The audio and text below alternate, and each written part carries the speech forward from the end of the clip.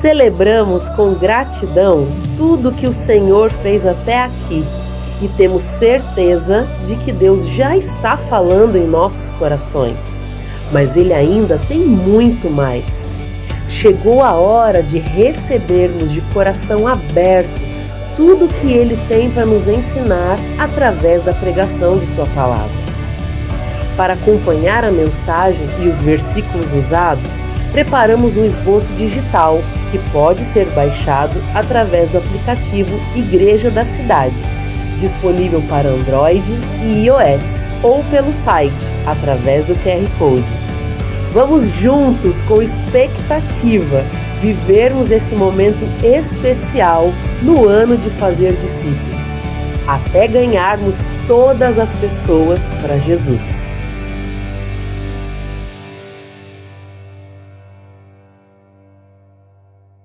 Graça e paz, meus irmãos, minhas irmãs, que maravilha estarmos juntos com Jesus. Glória a Ele eternamente, amém? Que bom você que está aqui conosco, você que nos visita, que veio a primeira vez aqui à Igreja da Cidade, na nossa querida colina, você também que nos acompanha pela internet, Deus abençoe a sua vida. Que coisa boa estarmos juntos. Não tem lugar melhor para estar do que estarmos em família. Estou muito feliz de estar aqui com você nesta noite. E hoje vamos falar sobre fé, ativando fé na sua vida. Nós precisamos de fé para viver. Quantos acreditam que precisam de fé para viver? Ok? Quantos acreditam que precisam de fé para morrer? Sim. E não precisamos escolher, precisamos dos dois. Precisamos de fé para viver e fé para morrer.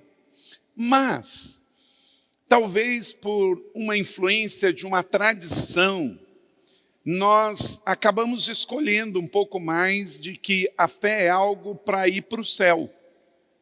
Precisamos de fé para morrer.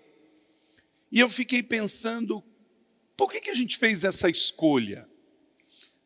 Não sei exatamente, mas a igreja evangélica brasileira, ela foi muito influenciada pelas canções dos hinários.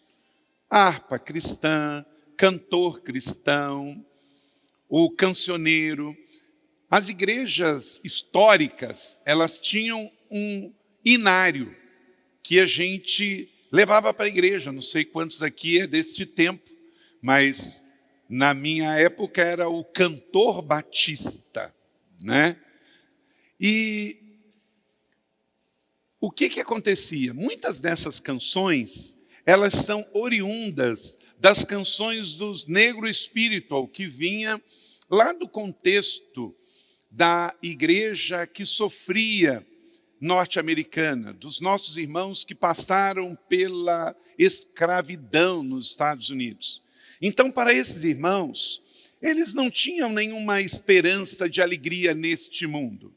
Porque trabalhavam de sol a sol, na colheita do algodão, na cana-de-açúcar, na beterraba, o dia inteiro ali no sul dos Estados Unidos. E eles, então, compunham canções belíssimas que cantamos até hoje. Mas muitas dessas canções falavam só do céu. Quando eu cruzar o rio, quando vier o porvir, quando findar a vida. Porque a vida na terra era tão difícil que eles colocavam toda a sua esperança quando fossem morrer e ir para o céu. Então, isso é uma verdade, Cremos nisso, cremos. Mas essa não é toda a verdade. Hoje, em 2023, nós precisamos não só ativar a fé para um dia morrermos e irmos para além-rio, para o paraíso, mas nós precisamos de fé para viver aqui, porque está cada dia mais difícil viver aqui.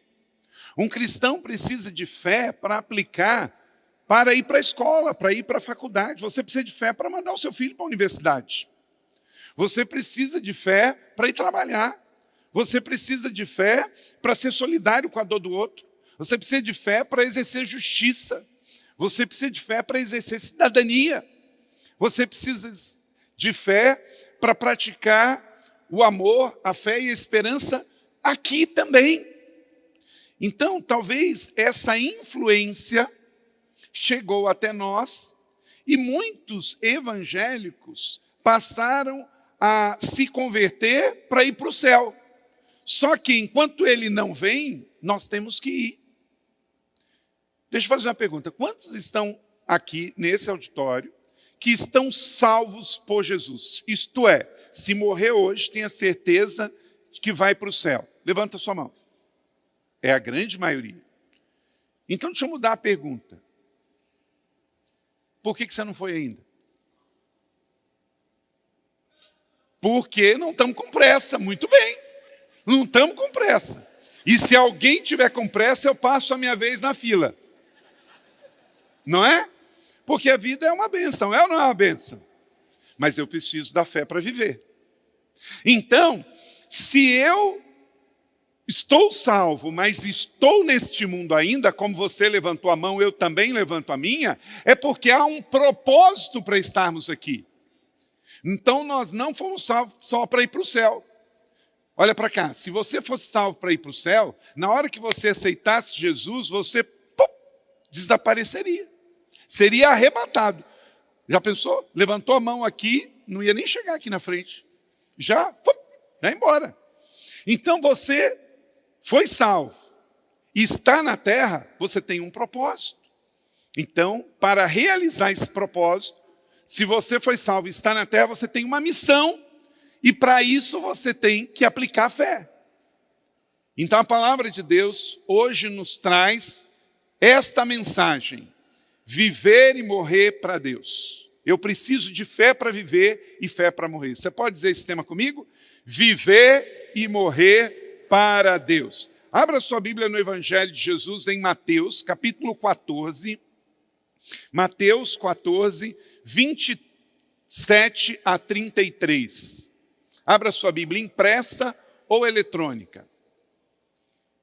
Pega aí o seu smartphone, o seu tablet ou a sua Bíblia impressa e vamos ler o Evangelho. Mateus 14,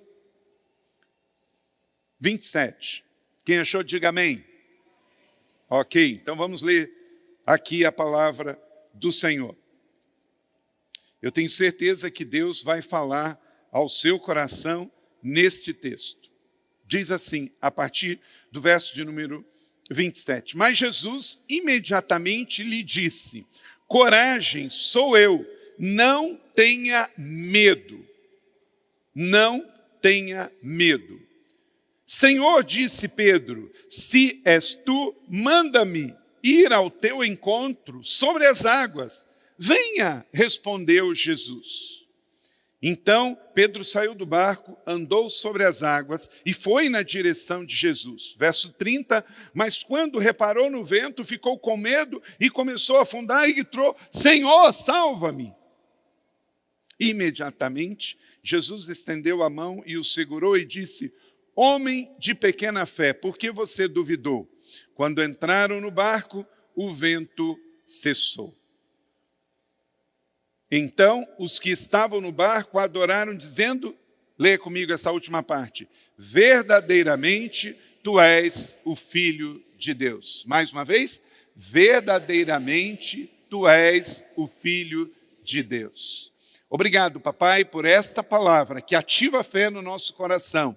Essa fé que precisamos para viver e morrer com o Senhor. Em nome de Jesus, amém. Deixa a sua Bíblia aberta, depois nós vamos ativar aqui 7 princípios como, de fato, vamos viver e morrer para Deus. Muitas pessoas confundem fé com religião. Toda religião tem uma fé, mas nem toda fé em Jesus vai estar alicerçada em dogmas de religião. A fé é muito maior do que uma religião. Romanos, capítulo 1, verso 17, um dia lendo esse texto, Martinho Lutero teve uma grande revelação de que a religião estava errada e a palavra estava exortando a viver uma vida de fé. Porque no Evangelho é revelada a justiça de Deus, uma justiça que do princípio ao fim é pela fé. Como está escrito, o justo viverá pela fé. O ímpio não vive de fé, mas o justo tem que viver da fé. Então, eu e você, que somos justos, o que é justo? Não é justo, não é uma pessoa que não comete erros. Justo é uma pessoa que foi justificada dos seus pecados originais. Eu nasci, você nasceu, e nós nascemos e herdamos o pecado. Mas um dia, Jesus entrou na nossa história e foi para a cruz. O seu sangue verteu e nos fez o quê? Justificados. Quer dizer, a culpa era minha, o pecado era meu, a cruz era minha, mas Jesus morreu por mim. Então ele me justificou. Eu e você não precisamos mais ir para a cruz. Eu preciso ter fé naquele que foi para a cruz. E aí eu sou purificado, justificado do meu pecado. Então eu e você, todos que cremos e que fomos justificados, vivemos da fé. Quer dizer, a gente não vive de religião, a gente não vive de conversa, de ocultismo, de magia, de lei, de palpite dos outros. A gente vive de fé. Isso foi tão forte que o apóstolo Paulo disse isso de novo em uma outra carta aos Gálatas. É evidente que diante de Deus ninguém é justificado pela lei, isto é, pela religiosidade, por guardar dogmas, pois o justo viverá pela fé.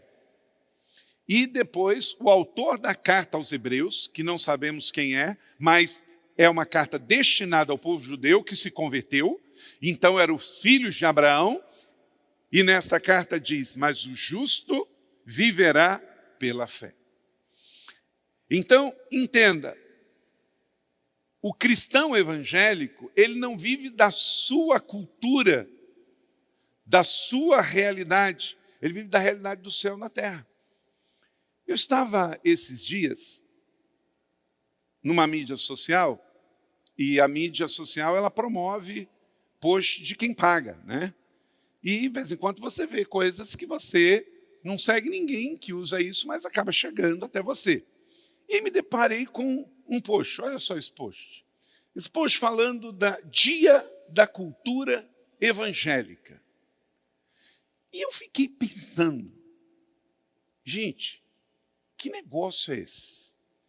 O que isso significa? Gente, eu confesso para você que eu não cheguei a conclusão nenhuma.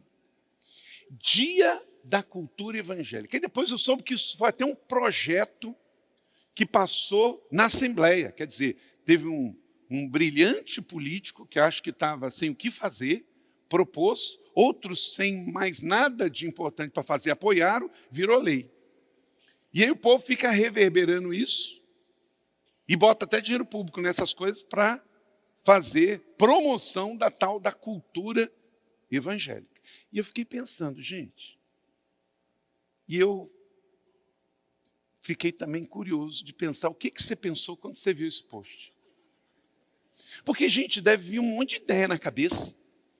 O que é promover cultura evangélica? É o pessoal do "Ô, glória"? É forte? Né? Aleluia! Gente, o Senhor Jesus não nos enviou para levar a cultura evangélica para lugar nenhum. Ele nos mandou ser sal da terra e luz do mundo. O que nós temos que entender, gente, é que a sociedade de São Paulo, do Brasil, não precisa de cultura evangélica. Precisa de evangélico que não minta, que não roube, que não trafique, que não seja ladrão, que não minta. É isso. Não é cultura evangélica, é cultura do céu. É cultura do evangelho. O que o mundo precisa é da cultura do real evangélico, não do evangelho, não do gospel. Porque tem muita coisa, gente, nesse universo de cultura evangélica que não tem nada a ver com o evangelho de Jesus. Olha, se eu pegasse e fosse agora para um calçadão de via pública de qualquer cidade brasileira e fosse perguntar para os evangélicos, se na entrevista eu perguntasse, você é evangélico ou não? E aí ele me dissesse que era evangélico, eu falei, me defina a cultura evangélica. Ia sair as coisas mais esquisitas. E se, por outro lado, eu começasse a perguntar a pessoas que não eram evangélicas, eu ia ouvir coisas que eu ia ficar muito triste. Porque eu ia ouvir na boca de pessoas não cristãs coisas ofensivas a mim, a Jesus e ao Evangelho, que eles ouviram que é coisa do Evangelho, mas não é. É coisa que algum evangélico fez, mas não é do Evangelho. Porque, sabe qual é o grande problema do Evangelho? É sempre falar em nome de Deus. Não porque Deus me falou. A igreja evangélica precisa entender, e eu e você, que nós não temos que ser conhecido por ser evangelho, nós temos que ser conhecido pela fé, pela esperança e pelo amor. Então, a fé que eu tenho em Jesus é uma fé que me faz viver e me faz viver melhor e produzir um mundo melhor. Tem muita gente cristã bem intencionada vivendo da forma errada, porque está crendo da forma errada. A vida cristã não é sobre ser mais ou ter mais, é sobre viver uma vida com Deus, da forma de Deus, para viver ou morrer. Porque quer vivamos ou morramos, somos do Senhor, amém? Então, estamos sendo dominados por um pensamento imediatista que está no mundo sem Cristo, mas que contaminou também a igreja evangélica brasileira e mundial, que é o pensar em ter mais e ser mais, isso vai trazer significado de vida. Tem pessoas que tudo que ela não poderia ter é sucesso, porque teve sucesso e se estragou. Ficou orgulhoso, prepotente, vaidoso. Ei, meu irmão, não importa quão bem-sucedido você seja, você segue Jesus de Nazaré. E o lema dele é bacia e toalha. Quando alguém me mostra assim, olha, fulano aqui é muito bem-sucedido, ou é um empresário muito bem-sucedido, ou é um PhD, não me surpreende. Eu não fico impressionado quando alguém é bem-sucedido. Eu fico impressionado quando alguém é bem-sucedido e humilde. É tão bom. Tem pessoas que são contratadas pelo currículo, mas demitido por causa do temperamento ou do caráter. E nós somos o povo de Jesus. Então, se você é bem-sucedido, glória a Deus, mas continue humilde, porque a glória é dele. Porque você faz parte do povo da fé, isto é, da bacia e da toalha. Então, em Lucas 12, 19 a 20, Jesus, já sabendo disso, ele tratou isso numa das suas parábolas. Lembra da parábola que Jesus ensinou sobre o homem rico que foi dormir e achou que a sua riqueza era suficiente? Direi a mim mesmo, você tem grande quantidade de bens armazenados por muitos anos. Descanse, coma, beba, alegre-se. Contudo, Deus lhe disse insensato, numa outra tradução diz louco. Esta noite e esta mesma noite a sua vida será exigida. Então quem ficará com o que você preparou? Descanse, coma, beba e alegre-se. Descansar, comer, beber e se alegrar. Esse é o lema do homem sem Jesus. E continua assim 2000 anos depois. É o hedonismo. Isso está roubando a essência da vida de muitos cristãos. O homem rico, ele estava errado, não é porque era rico, é porque ele colocou a riqueza como seu Deus.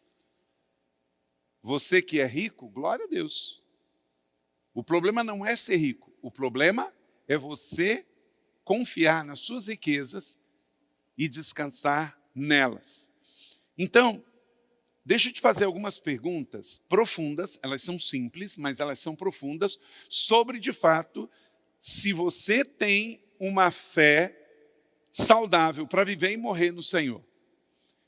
Se eu fosse conversar com você agora, te chamasse para um café, e a gente fosse para uma cafeteria, e eu fizesse essas 7 perguntas para você, e à medida em que você fosse me respondendo, eu não iria julgar você, Mas à medida do que você fosse me respondendo, eu iria dizer se a sua fé é uma fé bíblica, de fato, no Evangelho, ou se você só faz parte de uma igreja evangélica.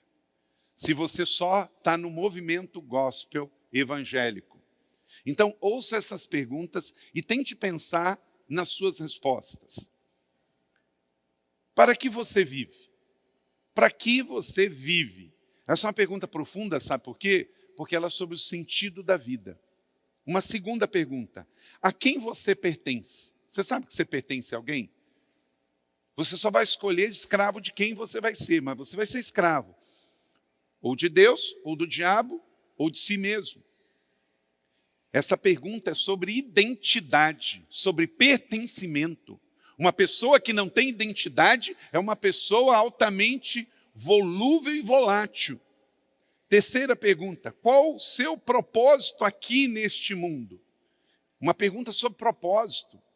Tem muita gente que muda de emprego, muda de casamento, muda de país, porque está em busca de um propósito. O melhor lugar para se viver não é no Brasil, não é na França, não é no México ou nos Estados Unidos, é no centro da vontade de Deus. Porque se você não estiver em paz, aonde você for, você vai estar sem propósito.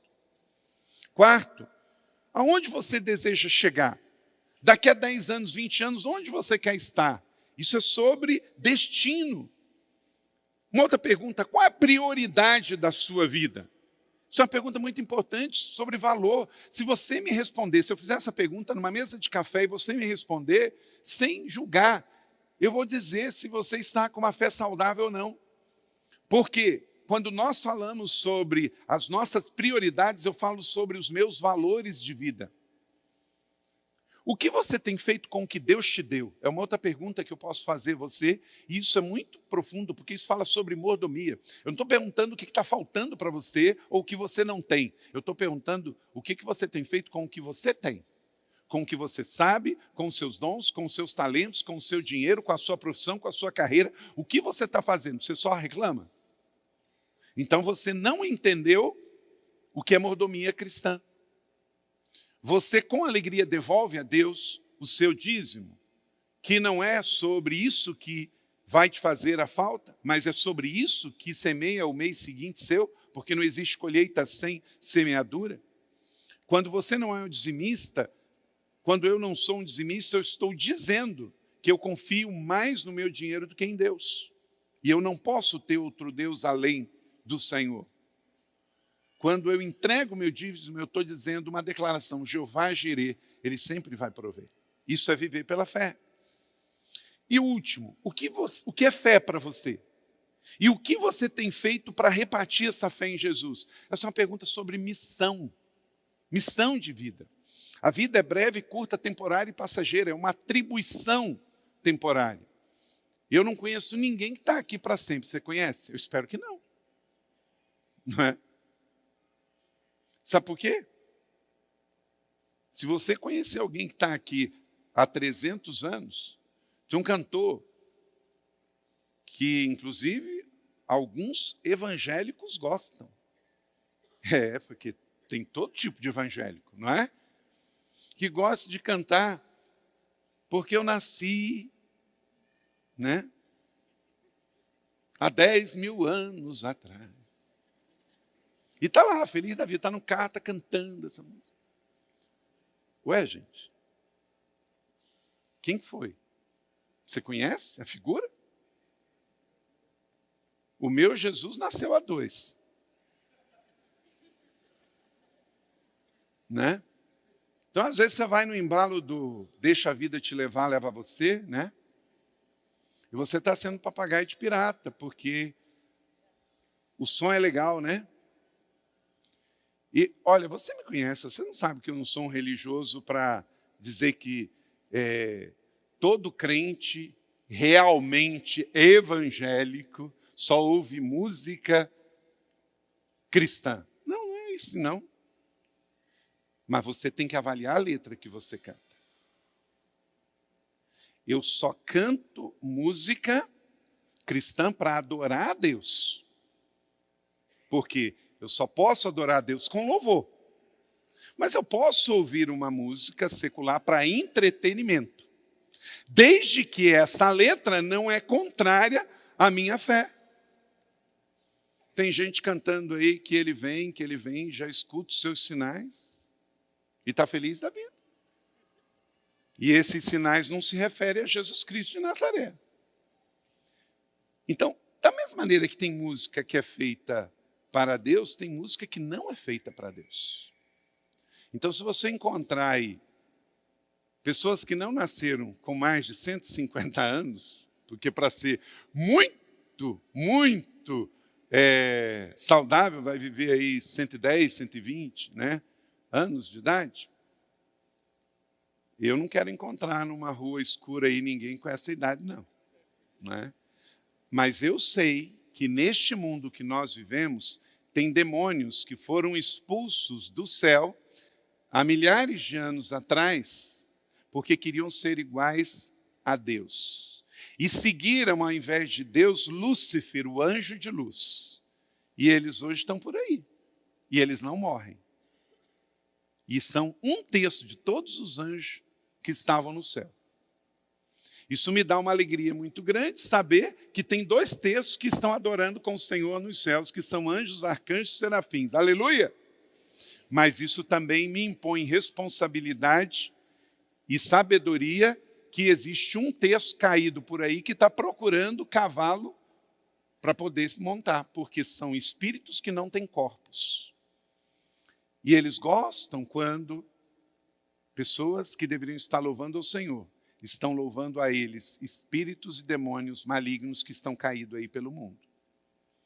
Então, entenda o seguinte, você precisa de fé, a fé existe, mas a fé não pode ser uma fé panteísta, não pode ser uma fé mágica, não pode ser uma fé mística, não pode ser uma fé no homem. Tem até uma música, né? Fé na vida, fé no homem, fé no que virá. O panteísmo aberto, né? Não, eu não tenho fé na vida, fé no homem, fé no que virá. Eu tenho fé em Jesus, aquele que veio, que está e que breve voltará. Então a sua fé tem que ser nominada em Deus, em Jesus Cristo, pelo Espírito Santo, na palavra de Deus.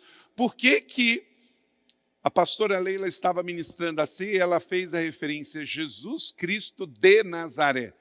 Porque Jesus Cristo de Nazaré é único. Você está declarando um nome que é único. Jesus Cristo de Nazaré, aquele que viveu em Nazaré, fez-se homem por mim e por você.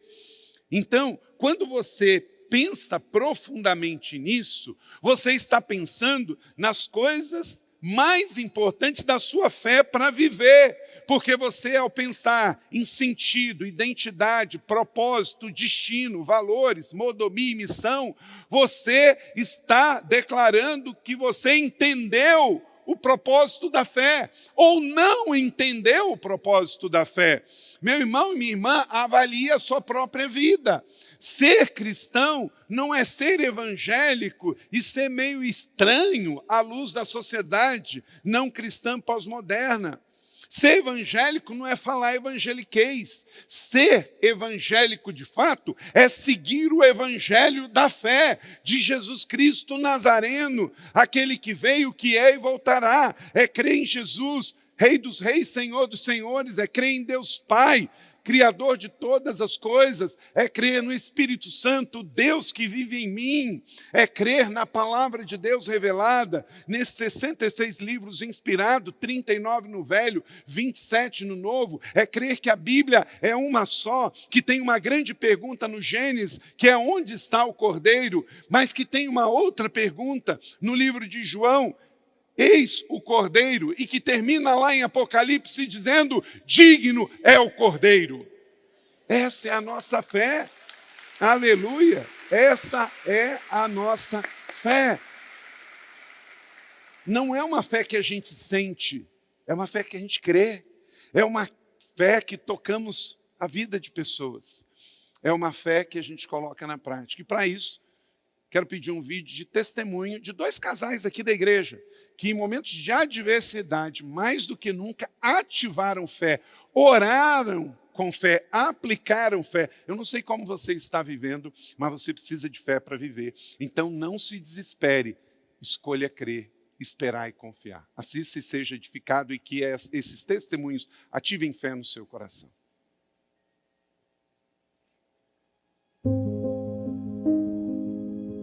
Eu me chamo Fernanda. Eu me chamo Márcio. Nós somos casados há 12 anos e nosso sonho era de formar uma família. E engravidamos a primeira vez em 2011 e tivemos a primeira perda, sem causa provável. E com o passar dos anos nós fomos tentando engravidar novamente. Ao todo foram 8 gravidezes, sendo a segunda gravidez eram gêmeos, mas todas com perdas. Meu nome é Carlos, minha esposa Vanessa. A gente está aqui para contar o grande milagre que Deus fez na vida do nosso filho Rafael. Dia 23 de junho, eu levei o Rafael com fortes dores no abdômen, onde foi diagnosticado o apêndice e indicado uma cirurgia de emergência. E depois de 2 dias, a complicação veio e ele teve que fazer mais uma cirurgia de emergência. Nessa segunda cirurgia, ele foi transferido para a UTI pela gravidade que ele ficou. A gente chegando na UTI, quando fez 7 dias, ele precisou fazer uma cirurgia muito grande, que foi no intestino de novo, e nessa cirurgia foi retirado 15 centímetros do intestino dele. E o diagnóstico que foi dado para a gente foi de intestino paralítico. Ali a gente só tinha Jesus, Deus, para fazer um milagre na nossa vida, na vida do Rafael. Em 2021, eu fiquei sabendo da igreja. Sem saber, era uma celebração que era falando da família, né? E o papelzinho da oração tinha gravidez. E só que em julho, no mesmo ano, nós tivemos a nossa última perda. E nós conversamos e eu falei pra ele que eu não queria mais, que eu não tinha mais psicológico pra encarar uma outra gravidez. Nessa celebração, quando eu vi o papelzinho gravidez, eu falei, não, eu já tinha decidido, eu não vou anotar. E uma jovem que estava próxima a mim me falou, eu vou com você. E ali eu decidi anotar o item, né, de gravidez. Foi uns dias muito difíceis, mas onde a gente colocou a nossa fé. Quando o Rafael foi para a nossa primeira cirurgia, a gente já comunicou o GDC e a nossa líder do Ministério do Cidade Esporte também, para orar pelo nosso filho, e isso foi tomando uma proporção muito grande com a igreja, orando pelo nosso filho. Deus levantou, assim, eu falo, multidões na igreja para orar por ele. E depois de 2 dias veio a complicação, teve uma brida no intestino, uma dobra, e depois no 7º dia o Rafael teve de novo uma brida no intestino, onde precisou tirar 15 centímetros do intestino. E foi ali que a gente, com muita oração, muita fé, a gente depositou a fé nossa toda em Deus, né? E crendo no milagre, que a gente sabia que o Rafael ia sair dali com um milagre, né? Aí em diante nossa vida mudou, né? E nós nos convertemos, e em março nós batizamos, e nosso primeiro ministério foi entrar para a Herança Real. Diante disso, as coisas vieram automaticamente acontecendo. Numa conferência do Homens de Honra, eu vim, no ônibus da IC Taubaté para cá, eu vim conversando com um colega meu, eu falei, eu não quero mais ver isso com ela, eu vou me apegar a Jesus e isso vai se dar por encerrado e a gente vai ter o nosso sonho. Em outubro eu fiz o Retiro Restauração e lá Jesus me mostrou que seria uma menina, e através da vida do pastor Júlio, Cristo falou comigo. Ele me falou que ele não tinha esquecido de mim e que o nosso milagre ele ia cumprir ainda. E em novembro nós engravidamos e hoje a Manuela está aqui como testemunho do nosso milagre, que Jesus, quando nós decidimos ter uma caminhada, um relacionamento com Ele e ter a certeza que só Ele dá a última palavra do que nós precisamos, que o milagre acontece. Nesse momento que foi de muita dificuldade para a gente como pais receber um diagnóstico desse, mas a gente colocava a nossa fé que o último diagnóstico seria de Jesus. E quando foi numa madrugada, né, lá na UTI, e a gente em oração, confiando no milagre, foi quando o intestino dele começou a funcionar, e o milagre aconteceu na madrugada lá da UTI, no banheiro da UTI, onde eu liguei para minha esposa de madrugada e chorando, glorificando a Deus, falando para ela que o milagre aconteceu, que o intestino dele voltou a funcionar. E ali a gente ficou chorando ali horas no celular ali e glorificando a Deus pelo milagre, né? E somos gratos a Deus. Igual ela falou assim, a gente se sentiu amparado, se sentiu abraçado pela nossa igreja, né? E por todos que estavam ali junto com a gente em oração. Então a gente é muito grato a Deus por esse grande milagre que Ele fez na vida do nosso filho. Aleluia, glória a Deus. Aleluia. Amém. Maravilhoso. Oramos lá nos Estados Unidos pela cura desse menino. Glória a Deus. Será que você esperaria 9 vezes por uma gravidez para ter a promessa nas suas mãos? Quem espera? É quem tem fé. Quem acredita que se Deus disse, vai acontecer. Então não é esperar por esperar, não é esperar porque falaram, porque eu estou sentindo. Não, é porque você tem a convicção de que se Deus disse, Ele é fiel para cumprir. Então em nada põe a sua fé, senão em Deus Todo-Poderoso. E que esta mensagem, esse testemunho, ative fé no mais duro coração nesta noite, em nome de Jesus Cristo de Nazaré. Então, muito cuidado, porque vivemos num mundo cercado de hedonismo, onde as pessoas transferem uma fé que deveria ser colocada em Deus, na sua pessoa, através do seu Filho e do seu Espírito, para as coisas desse mundo. Paulo também escreveu em Romanos 14, verso de número 17. Lê comigo. O reino de Deus não é comida, nem bebida, mas justiça, paz e alegria no Espírito Santo. Então não é sobre comer, não é sobre ter, não é o que está à venda no shopping mall. São coisas que nem vemos. É alegria, paz e justiça. É o reino de Deus. Isso é de fato o que molda a nossa vida. Então não deixe que o velho hedonismo, o prazer, o dinheiro e o poder venha roubar de você a fé. Porque todo ser humano, ele tem um DNA para crer. O ser humano nasceu, ele é ativado para crer.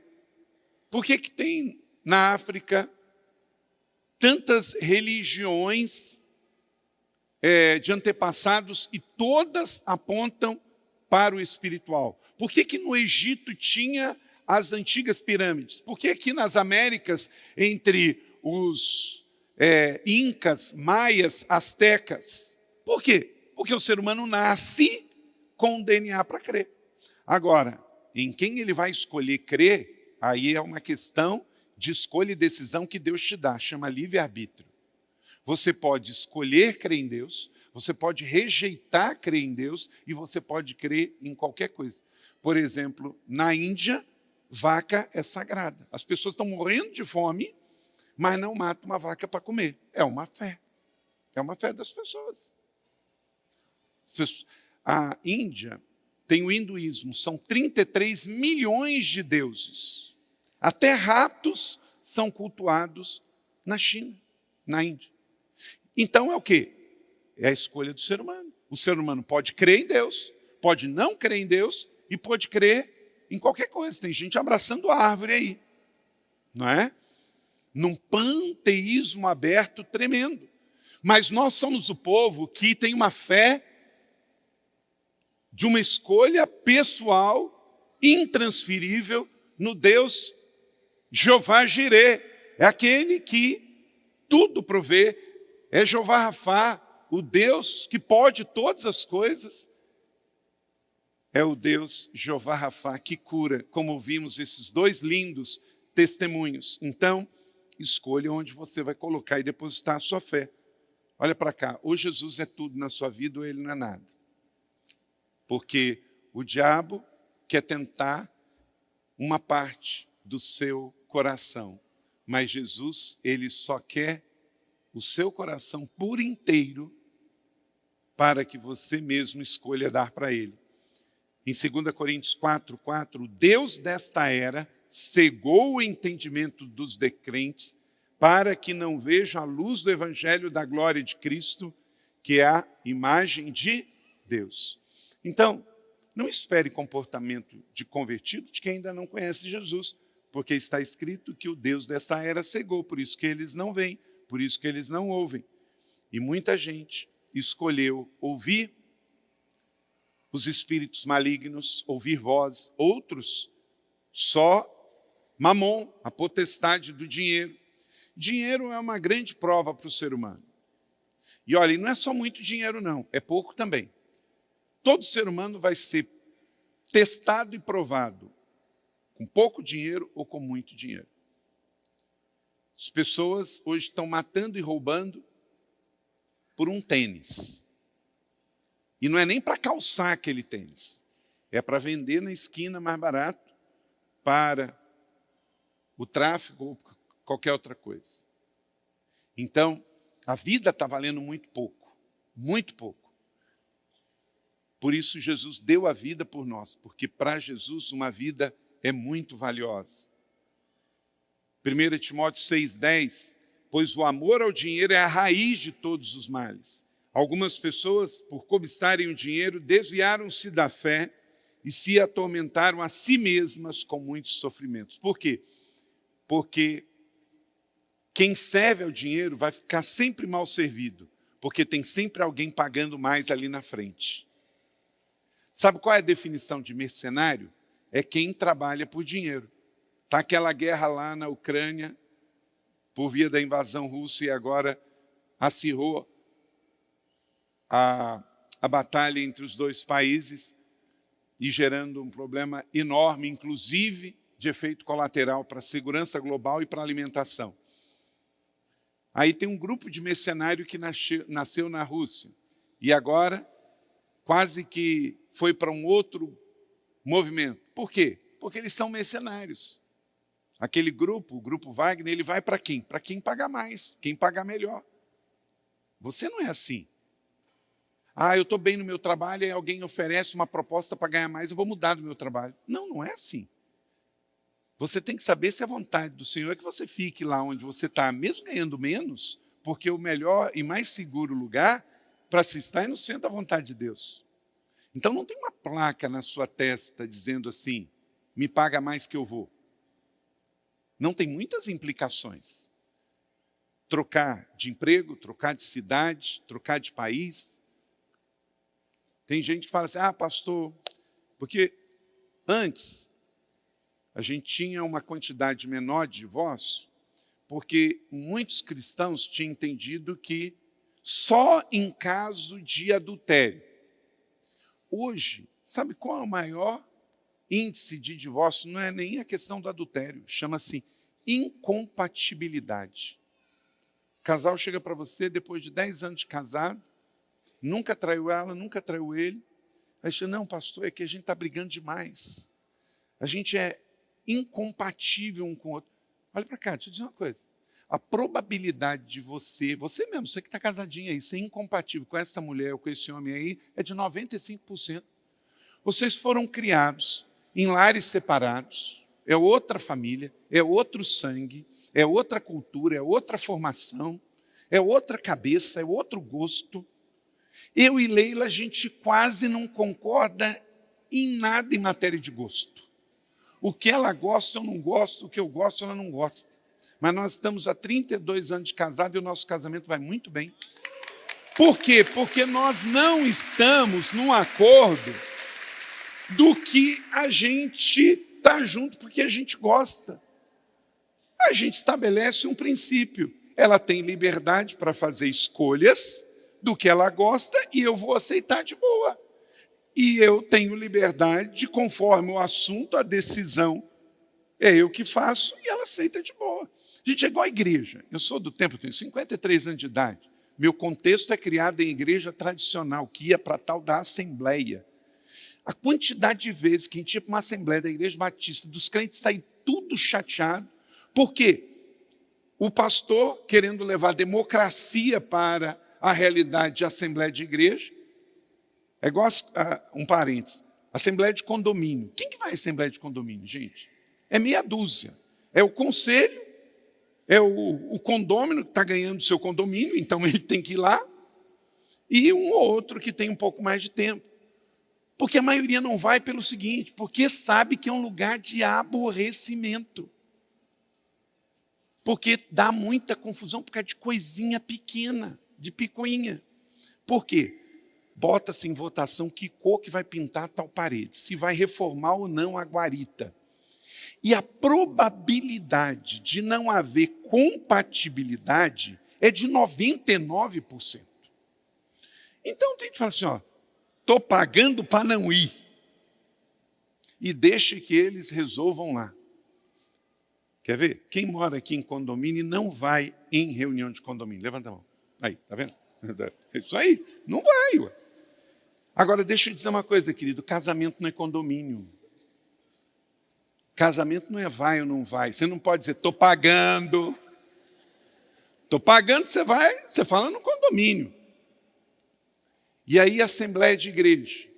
Também. A gente faz uma vez por ano, porque é a realidade jurídica, mas o dia a dia a gente delega para as pessoas que estão na posição de liderança naquela função. Tem muitas coisas aqui na igreja que eu nem fico sabendo quando eu ver está lá. Senão eu não teria saído um ano. E confiado de que temos aqui líderes de grupo, são 1.300, 200 líderes de ministérios, 43 pastores, e esta igreja tem 10 índices de avaliação de crescimento. E a graça de Deus depois de estar pastoreando 26 anos, uma mesma igreja, ter a alegria que nos 10 índices de crescimento, a igreja cresceu nos 10 nesse um ano. Glória a Deus, aleluia. Sabe por quê? Tem uma coisa, eu tive pastor que falou assim, Carlito, você está doido? Como é que você vai ser? Meu irmão, se depois de 26 anos pastoreando a mesma igreja, eu não confiar que gerei filhos e filhas espirituais, líderes responsáveis, que vão tomar decisões, olhando o todo, glorificando a Jesus e sendo responsáveis, eu fui um péssimo líder dessa igreja. Fui um péssimo pastor dessa igreja. Pela graça de Deus, o ano passou, os 3 alvos foram alcançados, eu voltei, e a igreja está muito bem, glória a Deus. Esse é o 4º culto e a celebração cheia para a glória global de Deus. Em todos os cultos com decisões, e hoje com 28 batismos para a glória de Deus. Então a gente tem 10 índices que a gente avalia. É frequência, é reconciliação, é decisões, é batismo, é voluntários, é ministérios, é receita financeira, é novas igrejas. E os 10 itens, a igreja está bem, glória a Deus. Deixa eu dizer uma coisa, meu irmão, você que lidera sua família, lidera um negócio, lidera sua empresa ou tem uma posição de liderança na sua organização.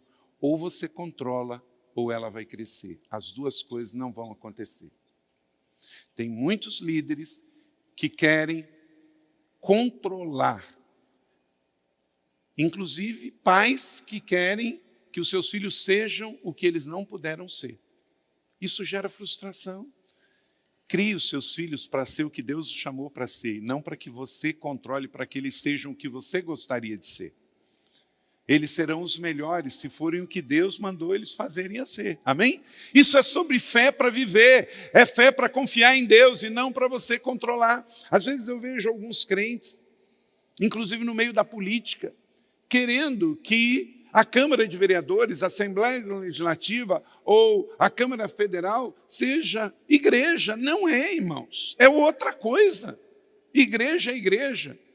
E essas organizações existem para todo mundo. Esta igreja existe para quem quer fé em Jesus Cristo como Senhor e Salvador. Mas São José não é assim, o estado de São Paulo não é assim, o Brasil não é assim. Porque essa cidade é para todas as pessoas que professam fé e para quem não tem fé. É para quem quer fé em Jesus e para quem não quer fé em Jesus. Porque nos dias de Jesus era assim. Quando Jesus viveu no nosso mundo, há 2000 anos atrás, ele respeitou as pessoas que tinham todas as expressões de fé. Agora, as que o agradaram foram as que escolheram ter fé no Pai. Não é? Mas Jesus deu liberdade a todo mundo. O mundo grego-romano de Jesus era um mundo idólatra, pagão, um mundo liberal, um mundo panteísta. E Jesus amou todo mundo, Jesus serviu a todo mundo. E ele morreu na cruz para salvar todo mundo. Mas nem todo mundo o escolheu. Ele viveu em 3 cidades, Betsaida, Corazim e Cafarnaum. E ele disse que se tivessem os povos de Sidom e Tiro, lá no atual Líbano, vivido nessas 3 cidades, eles teriam tido a oportunidade de ver sinais e maravilhas. Mas eles não creram. E por isso as 3 cidades foram amaldiçoadas. O ser humano tem a livre oportunidade de crer ou não. Que você escolha, como diz Marcos 11:22, tenha fé em Deus. Então, como disse Jesus, venha para Jesus. Talvez quando nós falamos sobre fé, seu coração esteja muito lesado, porque alguém abusou da sua fé, porque alguém tirou proveito da sua fé. E por isso você é tão pé atrás com a igreja, é tão pé atrás com o pastor, é tão pé atrás com evangélicos. Você tem que ser curado disso. Eu não sou o pastor que você passou por uma outra igreja e te feriram. Não fui eu, não. Eu não sou o culpado disso. Se você sofreu um abuso religioso, emocional ou sexual, eu sinto muito. E esta igreja tem ministérios para cura. Tem 30 semanas, tem aba, tem clínica de aconselhamento, tem terapias ministeriais. Venha, vamos ser curados. Mas não fica carregando isso. Você tem que dar um stop nisso na sua vida, em nome de Jesus. Porque senão isso vai continuar te aprisionando e você não vai ser aquilo que Deus te chamou para ser. Então, se você passou em outra igreja, em outro ministério, ou algum líder abusou de você, vamos parar, resolver isso. Não transfira isso para mim, não transfira isso para esta igreja, não transfira isso muito menos para Deus, porque Deus não é culpado da sua dor, Deus não é culpado da injustiça, do abuso, do sofrimento que lhe causaram, porque Deus é amor e Ele te ama. Então talvez há uma resistência, uma distorção sobre fé no seu coração, por problemas de formação familiar ou educacional, por falta de discipulado bíblico, por experiências que você não teve com o sobrenatural, por problemas de crise existencial, por problemas de desilusão espiritual, por problemas afetivos, por codependências, por problemas de orfandade. E a devocional de hoje, das palavras de Jesus, fala sobre paternidade espiritual, por ignorância, por simples preconceito. Eu não sei o que te lesionou, mas eu sei quem te amou. E Ele hoje te convida a um relacionamento pessoal com Ele. O grande filósofo Immanuel Kant, ele pensou diferente. Ele disse, é minha fé na Bíblia que me serviu de guia em minha vida moral e literária. Quanto mais a civilização avançar, mais será empregada a Bíblia. Ele está certo. O ser humano foi criado e voltado para ter fé em Deus. E geralmente quando isso não acontece, existe algum fator lesionador. Tem algum trauma na história dessa pessoa. Você foi programado para crer, você foi programado para ter fé. Então, se há algo impedindo isso, se há alguma formação religiosa que te atrofiou, que te lesionou, você precisa buscar ajuda. Seja livre, livre para fazer um jejum. Tem gente que não consegue fazer um jejum, tem gente que não consegue fazer um propósito, tem gente que não consegue dar uma oferta exponencial de fé, tem gente que não consegue confiar num líder espiritual, tem gente que não consegue resolver o problema da orfandade, tudo por causa de alguma ferida, um trauma, uma dor não resolvida no passado. Em nome de Jesus, ative fé para que você possa viver livre no Senhor. Indo agora, aqui para concluir, nos princípios do texto que eu li com você, de Mateus 14, guarde isso no seu coração e se você não baixou o app da igreja, você pode pegar esse esboço completo lá e depois você pode estudá-lo. Para viver e morrer pela fé, decida dar pequenos passos de fé, como Pedro fez. Pedro não saiu correndo do barco para o mar. Ele deu um passo, deu outro. Dê passos de fé para começar a dar bom testemunho, para começar a mudar a realidade, para ser bom mordomo, fiel, dê passo de fé. Segundo, diga sim ao convite de Jesus. Venha, disse Jesus. A real vida cristã é um relacionamento pessoal de amor com Jesus. Tem a ver com confiança. E Ele te convida, vem, diga sim ao chamado. O primeiro chamado não é para ser pastor, não é para ser evangelista, não é para ser apóstolo, não é para ser profeta, não é para ser mestre, é para ser discípulo. É para seguir Jesus, o mais brilhante e fascinante projeto de vida. Amém? Deixe sua zona de conforto. Pedro saiu do barco. Tem muita gente que critica Pedro porque ele afundou, mas tinha um monte de gente que nem do barco saiu. Então sai da sua zona de conforto, como Pedro saiu. Reverendo Dr. William Shedd, um pregador congregacional norte-americano, ele diz: os navios estão em segurança nos portos, mas não é para isso que os navios foram construídos. Então levante a vela e vamos navegar. Confie um pouco mais, dê crédito. Qual foi a última vez que você agradeceu as pessoas da sua vida? Ao seu líder de GDC, ao seu coordenador, ao seu supervisor? Ah, pastor, não sei nem quem é. Eu pergunto, por que você não sabe, nunca orou por ele? Ah, nunca peguei a lista. O senhor falou aí que a igreja tem 43 pastores. Nunca tive curiosidade de pegar a lista, que é para orar. Esta igreja é grande, mas precisa do seu compromisso individual. Elimine toda a distração e ajuste o foco. Tem muitas vozes, tem muito barulho. Pedro só afundou quando ele se distraiu. Elimine todo o foco de distração na sua vida espiritual. Quando ele reparou no vento, aí ele começou a afundar porque ele ficou com medo.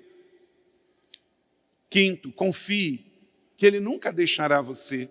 A fé para viver e a fé para morrer, ativar esse modo de viver, confiar que Jesus nunca te deixará. Verso 31, imediatamente Jesus estendeu a mão. Ele estende as mãos para você hoje. Segura na mão de Deus e vai, meu irmão. Toda a frustração na fé foi porque você um dia confiou na pessoa errada ou da forma errada. Nunca porque confiou em Jesus. Decida colocar seu foco em Jesus.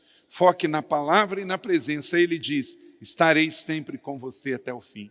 Então foque nesta promessa, foque nesta presença e vai terminar tudo bem, vai ficar tudo bem. Sexto e penúltimo, creia que Jesus está no comando e os ventos passarão. Verso 32, quando entraram no barco, o vento passou. Bota a mão no seu coração. Você está passando por alguma tempestade? Dá uma respirada assim, ó. Puxa no peito, inspira. Respira. Diga assim: obrigado, Jesus, porque o Senhor está no meu barco e toda tempestade passará. Jesus hoje entra no barco da tua vida, meu irmão. Vai passar. Toda tempestade passa. Às vezes são verdadeiros furacões, mas passam. Às vezes deixam prejuízo, mas passam. É tempo de recomeço. Eu escrevi no meu falecido Twitter, que agora é X: se até as ondas e os ventos sabem o seu nome, então com você não vai ficar tudo bem no presente e no futuro. Descanse a sua alma.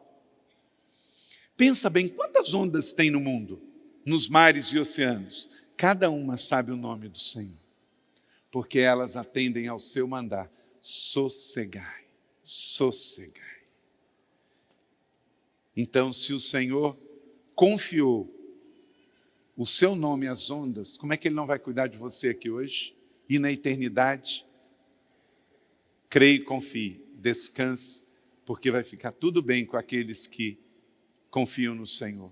Renovarão as suas forças, correrão e não se cansarão, subirão como águias, viverão para sempre com o Senhor. Aleluia! Como é que funciona? Eu estou ficando velho, mas eu estou ficando cada vez mais crente. É assim. Você vai ficar velho, meu irmão, mas eu espero que a sua fé aumente a cada dia. Você sabe o que é um velho? É um jovem que deu certo. Ué. Quer dizer que você passou pela adolescência, você sobreviveu à juventude, você sobreviveu à meia-idade. E a sua fé está zerinha para viver na eternidade. Não coloque a sua fé e não troque por nada. Continue crendo em Jesus. E por último, declare sua fé visível em um reino invisível. Verso 33, no final das contas, verdadeiramente tu és o Filho de Deus. Declare hoje, Jesus é o Filho de Deus. C.H. Spurgeon, pregador batista inglês, ele diz, uma fé pequena leva pessoas para o céu, mas uma grande fé traz o céu até as pessoas. Uau, isso é muito forte. Sabe por quê? Ele está dizendo o seguinte, uma fé pequena me leva para o céu, porque no momento que eu creio, eu sou perdoado dos pecados e eu vou para o céu. Então, um pequeno ato de fé, o ato da decisão me leva para o céu. Mas trazer o céu para a terra exige uma vida de fé. É você trazendo o céu para a terra sendo uma pessoa que crê no sobrenatural de Deus. E aí você vai chegar lá no trabalho amanhã e pode ser um dia pesado, mas você vai lá para dentro do banheiro da sua empresa, vai fazer uma oração e pedir que os céus se abram. E você vai sair daquele banheiro e vai chegar lá na repartição com os seus amigos na fábrica, na universidade, no ambiente de trabalho, e você vai ver que as coisas vão mudar, porque você orou e o céu parou, você orou e o céu moveu. Deixa eu dizer uma coisa, se você quer viver ou mover, você tem que se mover. Eu vou repetir para você, se você quer viver ou mover, você tem que se mover.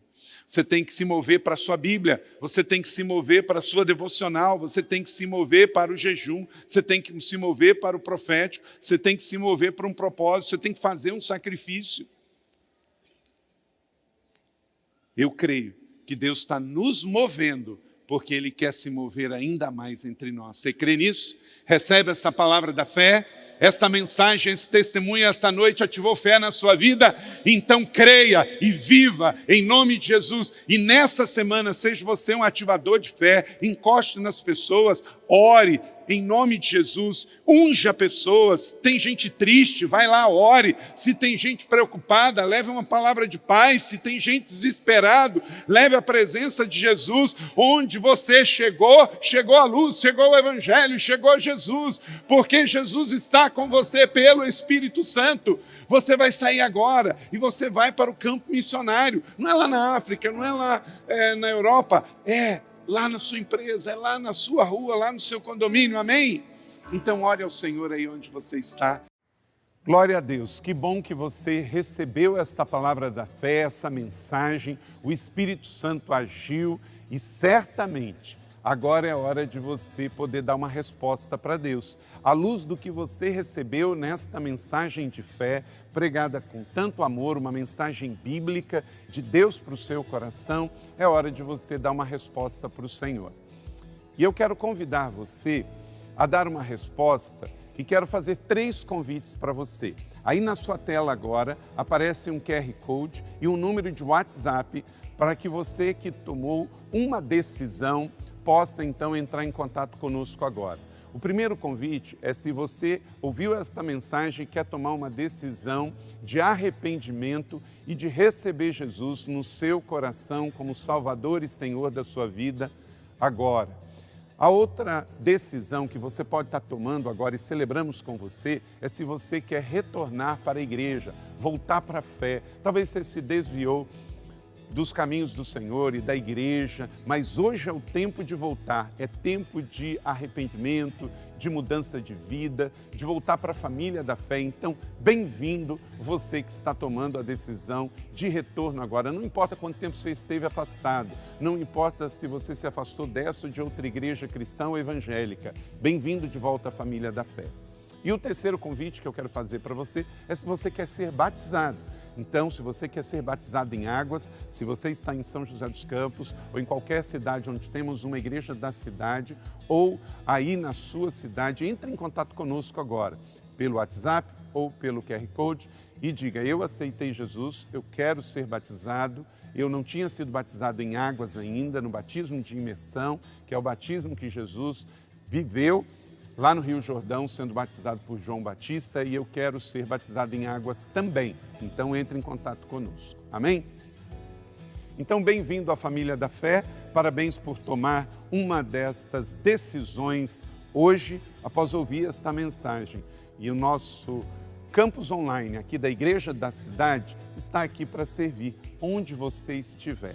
Deus seja louvado. Vamos orar juntos?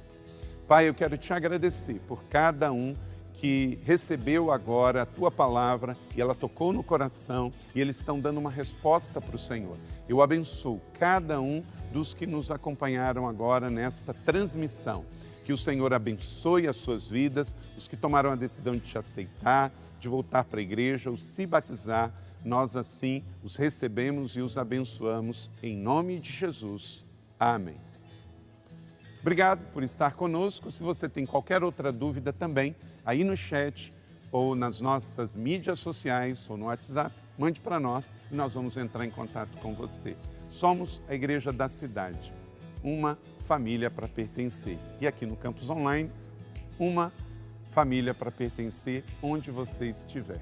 E seja bem-vindo também às nossas celebrações presenciais. Você pode ver aí no vídeo também os horários e os dias que temos celebrações. Bem-vindo, Deus te abençoe e até a próxima.